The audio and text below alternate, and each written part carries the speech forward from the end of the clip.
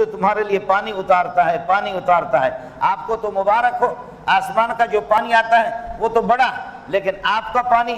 اب یہ جو منرل واٹر پیتے پتہ تو کرو کس قسم کا ہے۔ ہمارے ضیاء الحق مرحوم نے، اس نے کہا کہ میٹھا پانی کم ہے، اس لیے یہاں سے لوگ یہاں سے پانی پی کر کے پیشاب کرتے ہیں، ادھر سے یہ لیاری ندی کے اندر یہ دریا میں چلا جاتا ہے، ادھر سے اللہ کا بھلا کرے ملیر ندی میں دریا میں چلا جاتا ہے، اور ادھر سے یہ سارا پانی ضائع ہو رہا۔ انہوں نے کہا کہ سب کے آخر میں دریا کے قریب مشینیں لگوا لیتے آپ کے لیے، تاکہ پھر اس کو فلٹر کرے، پیشاب کی جو گولڈن رنگ ہے اور گند رنگ کو نکالے، پانی کو صاف کرے، واپس اس پانی کو پیو۔ واہ،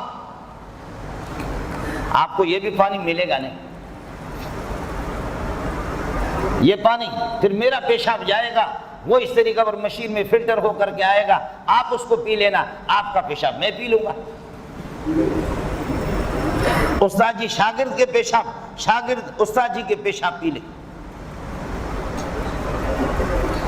وَأَنزَلْنَا مِنَ السَّمَاءِ مَاءً طَهُورًا، آسمان سے بالکل پاکیزہ یہ ہے کہ پانی تمہارے لیے صاف اور ستھرا پانی، اس کا تو کوئی پتہ نہیں ہے کہ کیا ہے۔ ہم ہر زمانے سے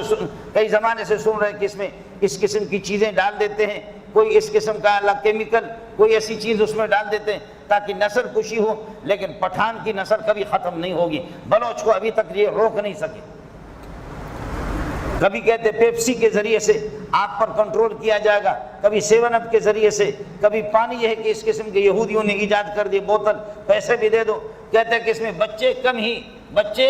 ہی اچھے، کم بچے خوشحال کرانا، ببار خوشحال کرانا، لیکن اللہ کے فضل و کرم سے پٹھان کا سلسلہ ابھی تک رکا نہیں۔